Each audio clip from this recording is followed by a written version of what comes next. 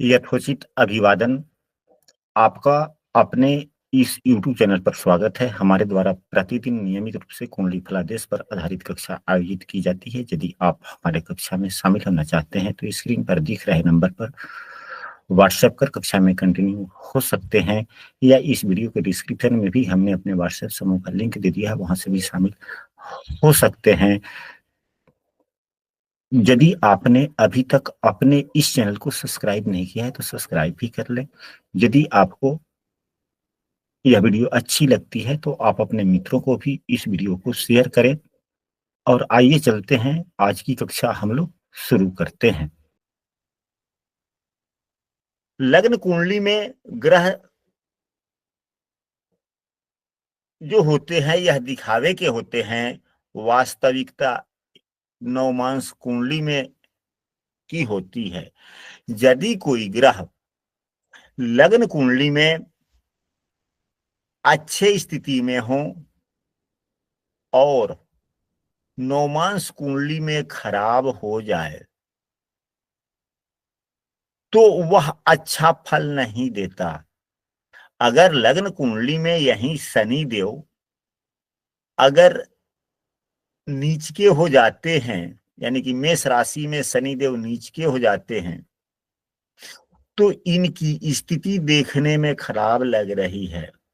बाहर से दिखेगा, व्यक्ति जब आदमी काम करना शुरू करेगा तो ढेर सारी समस्याएं दिखती रहेगी, परंतु जब व्यक्ति काम शुरू कर लेगा और यही शनिदेव इस कुंडली में देखा जाए कि नवमांश में यह 7 नंबर की राशि में हो गए, अपने उच्च राशि में चले आए, तो यह फल उच्च के जैसा देंगे, यानी कि दिखेगा नहीं लेकिन फल अच्छा देगा।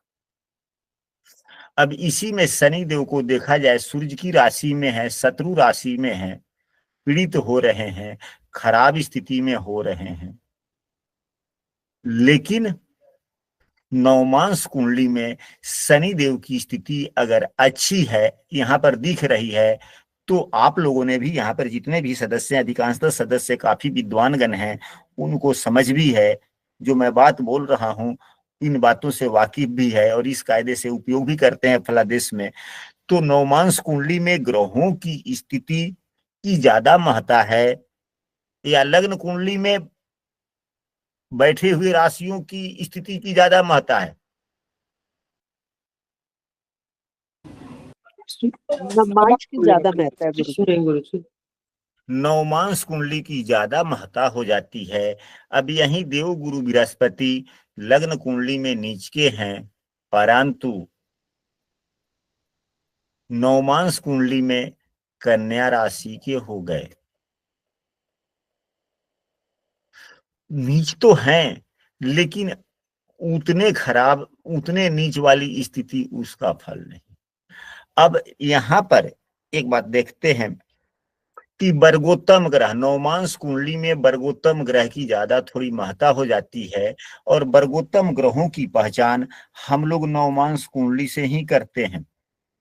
तो नवमांश कुंडली में वर्गोत्तम ग्रह हम लोग कैसे पहचाने?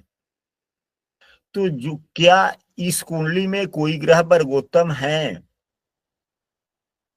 या इस कुंडली में कोई ग्रह वर्गोत्तम है, हम लोगों को यह भी जानना चाहिए एवं समझना चाहिए। तो जो ग्रह लग्न कुंडली में जिस राशि में होता है, इसके एक ही नियम है कि जो ग्रह लग्न कुंडली में जिस राशि में होता है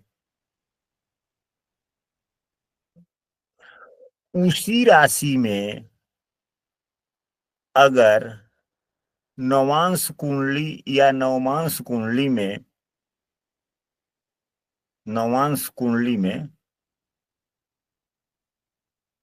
उसी राशि में, उसी राशि में अगर नवमांश कुंडली में ग्रह हो तो वर्गोत्तम ग्रह कहा जाता है। क्या इस कुंडली में कोई ग्रह वर्गोत्तम है? तो सूर्य देव नहीं 2 गुरुजी। नंबर, सूर्य देव मेष में है, बुध भी मेष में है, तो बुध यहाँ वृश्चिक, सूर्य यहाँ वृषभ, नहीं है वर्गोत्तम। केतु यहाँ पर 4 नंबर की राशि में है, केतु देव यहाँ पर 7 नंबर की राशि में, वर्गोत्तम नहीं हुए। शनि 5 नंबर है यहाँ पर, शनि 7 नंबर, वर्गोत्तम नहीं हुए। गुरुदेव 10 नंबर यहाँ पर, 6 नंबर, वर्गोत्तम नहीं हुए। राहु यहाँ 10 नंबर यहाँ पर, 1 नंबर, वर्गोत्तम नहीं हुए। चंद्रमा 11 नंबर, चंद्रमा 9 नंबर, वर्गोत्तम नहीं हुए। शुक्र यहाँ पर 12 नंबर और शुक्रदेव यहाँ पर 5 नंबर, वर्गोत्तम नहीं हुए। मंगल देव 12 नंबर, मंगल देव 5 नंबर, वर्गोत्तम नहीं हुए। इस कुंडली में एक भी ग्रह वर्गोत्तम नहीं है। वर्गोत्तम ग्रह कैसे फल देते हैं? तो वर्गोत्तम फल ग्रह अच्छे फल देते हैं, सुफल देते हैं, अच्छे फल देने के लिए सक्षम हो जाते हैं। लेकिन पुष्कर नवमांश के जैसा पूर्ण फल नहीं देते, कुछ कमी रहती है, लेकिन सामान्य से अच्छे फल देते हैं। अब यहाँ पर कुछ स्थितियां ऐसी बनती है, आप कहेंगे कि यदि कोई ग्रह, यहाँ पर उदाहरण स्वरूप यदि कोई ग्रह नीच राशि का है लग्न कुंडली में, जैसे गुरुदेव 10 नंबर राशि में नीच के होते हैं, देव गुरु बृहस्पति 10 नंबर राशि में नीच के होते हैं कि नहीं होते हैं? जी गुरु जी, होते हैं गुरु जी। तो अभी आप लोगों का यह प्रश्न होगा कि अगर कोई ग्रह लग्न कुंडली में चाहे जैसा हो वैसा फल नहीं देता, नवमांश कुंडली में जैसा हो उस प्रकार के फल ज्यादा प्रदर्शित करते हैं, तो अब यहाँ पर 10 नंबर की राशि में देवगुरु बृहस्पति है और नवमांश में भी 10 नंबर राशि में देवगुरु बृहस्पति हो गए, तो यहाँ भी खराब दिख रहे हैं, यहाँ भी खराब और खराब हो गए, तो खराब फल देंगे? तो नहीं, यह भी नीच का वर्गोत्तम हो गया। वर्गोत्तम ग्रह चाहे नीच के ही क्यों ना हो, कैसे फल देते हैं? अच्छे अच्छे फल देते हैं। हाँ, लेकिन एक अंतर हो जाता है, नीच का ग्रह अगर है और वह वर्गोत्तम है, यानी कि देव गुरु बृहस्पति यहाँ भी नीच के हो गए, यहाँ भी नीच के हो गए, क्या अच्छे फल देंगे? तो हाँ, अच्छे फल देंगे।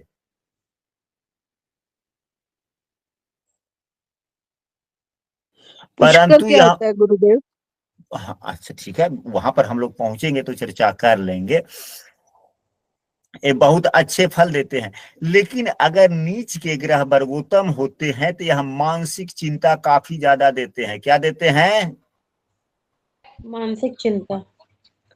मानसिक चिंता काफी देते हैं। मानसिक चिंता के साथ में समृद्धि देते हैं, उन्नति देते हैं।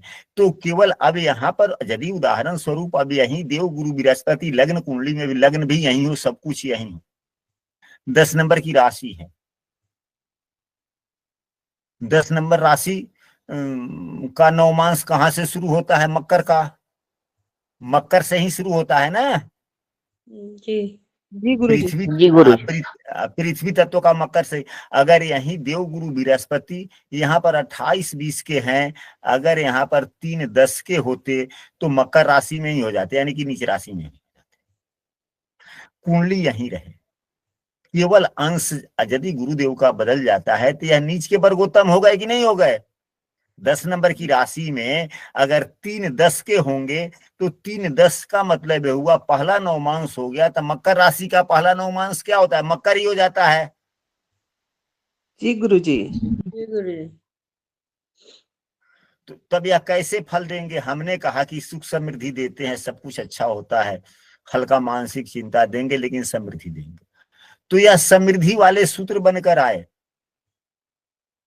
परंतु यही देवगुरु बृहस्पति भावेशों के आधार पर या छठे एवं तीसरे भाव के भी स्वामी हैं, बुरे फलदाता हो गए। तो यहां भी खराब फल और यहां भी मानसिक चिंता। तो यह समृद्धि देंगे या फिर खराबे खराब सब रहेगा? अब एक समृद्धि अच्छा फल मिलने वाला है और यहाँ पर 2 प्रकार से तो खराब ही हुआ, हो गया ना खराब। तो क्या यह वर्गोत्तम होना ज्यादा लाभकारी हुआ? नहीं गुरु जी। तो कोई भी सूत्र किस प्रकार से लाभ देते हैं हम लोगों को? जब यही वर्गोत्तम हो गया, वर्गोत्तम ग्रह अच्छे फल देते हैं, लेकिन राशियों के आधार पर अच्छे फल दे दिए, लेकिन भावेशों का फल थोड़ा अच्छा ही होता। तो अब यहाँ पर जो भावेशों से संबंधित जो दोष उत्पन्न हुआ, यदि यही ग्रह पुष्कर नवमांश में होते अगर यही देवगुरु बृहस्पति पुष्कर नवमांश में होते तो क्या होता। अब यहीं पे देवगुरु बृहस्पति 6 नंबर की राशि में हो सकता है कि पुष्कर नवमांश में हो सकते हैं।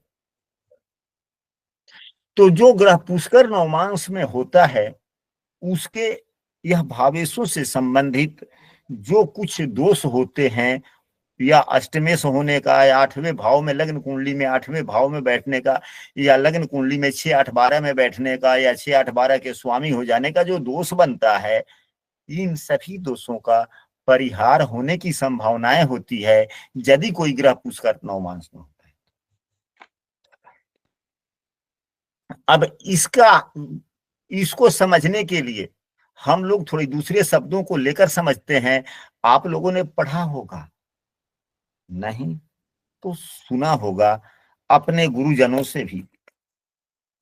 क्या सुना होगा आप लोगों ने कि यदि हम मुहूर्तों का निर्माण करते हैं, मुहूर्त का चयन करते हैं, तो पंचांग के लिए 5 चीज होते हैं, पांचों में कम से कम 3 अच्छे हो जाएं तो सामान्यतः मुहूर्त अच्छे होते हैं, 4 अच्छे हो जाएं तो और बेहतर है, पांचों के पांचों ठीक हो जाते हैं तो सर्वोत्तम हो जाता है। ऐसा हम लोगों ने सुना है ना, हमारे गुरुजन यही कहते हैं ना। जी गुरुदेव। ठीक, योग करण तिथि मुहूर्त नक्षत्र। हाँ जी ठीक। इसके बाद में पंचांग में भी निर्देशित किया हुआ रहता है। पंचांग में मुहूर्तों के बारे में पूरे पंचांग को पढ़कर देखा जाए तो पंचांगों में आधा ज्योतिषीय विधियां बतलाई गई होती है। सभी पंचांगों में मुहूर्त शास्त्रों में भी लिखा हुआ है, आप लोगों ने पढ़ा होगा, नहीं तो पढ़ लीजिएगा। ये आपके गुरुजनों ने आपको कहा होगा कि यदि एक आधे योग, अगर पांचों में एक आधे चीज अगर खराब भी मिल रहे हैं, अगर कोई और किसी अच्छे योग का निर्माण हो रहा हो, रवि योग लग रहा हो, द्विपुष्कर योग लग रहा हो, त्रिपुष्कर योग लग रहा हो, तो एक आधे अशुभ स्थितियां जो बन रही है उसका परिहार हो जाता है। अगर त्रिपुष्कर योग हो गया तो वह सर्वोत्तम हो गया, कई प्रकार के अशुभ योगों का समाप्ति कर देता है। ऐसा मुहूर्त शास्त्रों में पढ़ा गया है कि नहीं पढ़ा गया आप लोगों के द्वारा? जी गुरु जी, पढ़ा गया। ठीक उसी प्रकार यह भी पुष्कर नवमांश हुआ, यानी कि सर्वोत्तम स्थिति हुई। तो जब मुहूर्तों में इस प्रकार से बुरे योगों का परिहार हो जाता है, ठीक उसी प्रकार पुष्कर स्थिति में, पुष्कर नवमांश में कोई ग्रह होते हैं तो उसके अष्टमेश होने का, या 6 8 12 के स्वामी होने का, या 6 8 12 में बैठने का भी जो दोष लगता है, या जो बुरे फल देने वाले होते हैं, उसका परिहार हो जाता है। और शुभ फल देते हैं, यदि वह शुभ फल न देते हैं तो जो जितनी अशुभता होने की संभावनाएं होती है उसमें काफी क्षीणता आ जाती है। इसलिए हम सबों को पुष्कर नवमांश के बारे में भी अच्छे ढंग से अध्ययन करने का प्रयास करना चाहिए। यदि आप लोगों की इच्छा बनती है तो पुष्कर नवमांश पर भी अध्ययन हम लोग कर लेंगे। जी गुरु जी, करवा दीजिए। और इसके बाद में आज कक्षा अभी तक बहुत लंबी हो गई, आशा करते हैं कि आज की कक्षा आप लोगों को अच्छी लगी होगी। कल की कक्षा में हम लोग पुष्कर नवमांश, क्योंकि कोई भी जब पुष्कर नवमांश भी यह 10-20 मिनट की समय नहीं है, पूरी लगभग कक्षा हो जाएगी, तो आज रहने दिया जाए, कल कर लेंगे। आशा करते हैं कि आज हाँ बोला जाए, जी गुरु जी, आज रहने दिया जाए सब। क्योंकि अब 8:45 हो गए, समय काफी हो गया। थोड़ा प्रश्न चर्चा कर लेंगे। तो आज की कक्षा में अब आप लोगों के मन में आज की कक्षा से संबंधित अगर कोई विचार हो, चर्चा कर सकते हैं। यदि किसी को कोई प्रश्न हो, विचार बनते हो, तो विचार को रखें। हाँ जी चंद्रा जी, बोला जाए। गुरुदेव, जैसे नवमांश कुंडली में यदि राशि परिवर्तन हो रहा हो तो उनका भी प्रभाव होता है क्या? वो सब भी हाँ जी हाँ जी हाँ जी हाँ जी। यह नवमांश कुंडली ही नहीं, जितनी वर्ग कुंडलियां होती है, जितने योग लग्न कुंडली पे लगते हैं, जो नौ राशि परिवर्तन का हो, या किसी ग्रहों के युति दृष्टि से संबंधित हो, भावेशों के स्थान परिवर्तन से जो शुभ या अशुभ योग होते हैं, ये सभी प्रकार के योग, राशि से परिवर्तन या ग्रहों के युति या भावेशों के स्थान परिवर्तन से उतने प्रकार के योग सभी वर्ग कुंडलियों में बनते हैं, लेकिन यह नवमांश कुंडली का राशि परिवर्तन थोड़ा ज्यादा ही महत्वपूर्ण हो जाता है। और भी सभी वर्ग कुंडलियों में जो योग बनते हैं वह सामान्यतः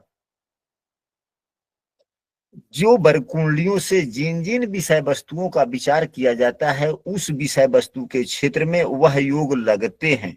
यदि लग्न कुंडली में नवमेश एवं पंचमेश या धन योग कोई बनता है, जैसे एकादशेश एवं द्वितीयेश का राशि परिवर्तन यदि लग्न कुंडली में होता है तो धन योग का निर्माण होता है।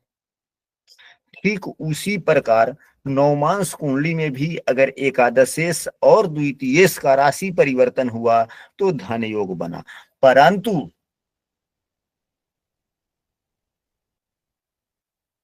यह इस धन योग को दूसरे शब्दों में परिभाषित कर लीजिए।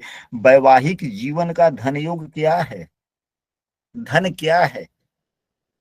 वह मिलेगा, न कि पैसा से संबंधित मिलेगा। लग्न कुंडली से धन मिलेगा। अगर वहीं एकादशेश और द्वितीयेश का राशि परिवर्तन दशमांश कुंडली में होगा तो पैसा मिलेगा? नहीं मिलेगा। लेकिन दशमांश कुंडली से जिन जिन विषय वस्तुओं का उपयोग किया जाता है, फलादेश किया जाता है, वह धन मिलेगा। अब हम बताते हैं कि यह धन योग अलग अलग वर्ग कुंडलियों पर किस प्रकार से परिलक्षित होते हैं। वैवाहिक जीवन का धन क्या है? आपस में समरसता एवं संतान की प्राप्ति, उत्तम संतान की। तो यदि अच्छे योग नवमांश कुंडली में बनते हैं तो संतान एवं वैवाहिक जीवन में खुशी एवं संपन्नता होती है, या मित्रता में या जो सहयोगात्मक कार्य जितने होते हैं उसमें वह योग प्रभावी माने जाते हैं। अगर बुरे योग जो दुर्योग हैं जो लग्न कुंडली के हैं, अगर वह दुर्योग नवमांश कुंडली में बन रहा है तो वैवाहिक जीवन एवं वैवाहिक जीवन का धन जो संतान है वह भी, हालांकि संतान के लिए तो सप्तमांश कुंडली ज्यादा प्रभावी होता है, नवमांश कुंडली कम, लेकिन वैवाहिक जीवन की उपलब्धि संतान भी तो है, क्योंकि विवाह होने के बाद में ही तो संतान की प्राप्ति होती है। तो हल्के फल्के संतान के लिए भी देख लेते हैं, लेकिन उतने नहीं। हाँ, अगर वहीं दशमांश कुंडली में धन योग बन रहे हैं तो पैसा नहीं, कार्यों में प्रसिद्धि। क्या होना? कार्यों में प्रसिद्धि। हाँ, तो व्यवसाय का तो धन क्या है? कार्य प्रसिद्धि ही है कि पैसा है? गुरुदेव एक प्रश्न पूछना था। प्रसिद्धि। प्रसिद्धि। अगर वहीं एकादशांश कुंडली में हो, एकादशेश एवं द्वितीयेश का राशि परिवर्तन हो जाए तो वह लाभ कुंडली है, लाभ वर्ग कुंडली है, तो लाभ में अत्यधिक मुनाफा। हाँ, अब प्रफुल्ल जी बोले इस प्रकार से। एक मिनट और चंद्रा जी से अभी हम कुछ मुखातिब बोल लेते हैं, फिर आपसे भी चर्चा करते हैं। तो क्या अब चंद्रा जी अब आप समझ पाए कि वर्ग कुंडलियों में जो अच्छे या बुरे योग बनते हैं वह किस प्रकार अलग अलग के वर्ग कुंडलियों में किस प्रकार प्रभावी होते हैं? आप लोग स्पष्ट हो गया है अब? जी गुरुदेव, बिल्कुल बिल्कुल। अब चलिए प्रफुल्ल महाराज जी। गुरुदेव सादर प्रणाम। बहुत ही अच्छा आपने ये बताया। मेरे मन में एक अभिलाषा थी कि हाँ, लग्न वर्गोत्तमी हो, जैसे एकादशेश और द्वितीय एक ही राशि के हो जाए नवमांश कुंडली और लग्न में, राशि वर्गोत्तमी, तो क्या फल देंगे? हाँ, तो वर्गोत्तम राशि वर्गोत्तम ही फलदायी होता है ना। भाव वर्गोत्तम उतने फलदायी नहीं होते जितने राशि वर्गोत्तम फलदायी होते। धन्यवाद गुरुदेव। हाँ, हालांकि जब हम लोग नवमांश कुंडली से जब फलादेश करेंगे ना, यानी कि जब कक्षा होगी किसी भी कुंडली का जब उपयोग करके जब हम अन्य फलादेश वाली विषय वस्तु पर चलेंगे, वहां पर यह प्रश्न कीजिएगा तो थोड़ा ज्यादा हम लोगों को समझ में आ जाएगी। चलिए ठीक है। अब इसके बाद में और कोई सदस्य? शालिग्राम श्रीवास्तव जी, हम क्षमा चाहते हैं आपसे कि आपका कार्य हम नहीं किए। हाँ, लेकिन बहुत ही जल्द हम आपके पोती की कुंडली का विश्लेषण हम लोग। नवान से संबंधित पूछ रहा था मैं। हाँ, नहीं, आप तो अभी तो नहीं, आप तो खैर कभी भी प्रश्न पूछ सकते हैं, आप तो अभिभावक है, लेकिन अभी 2-3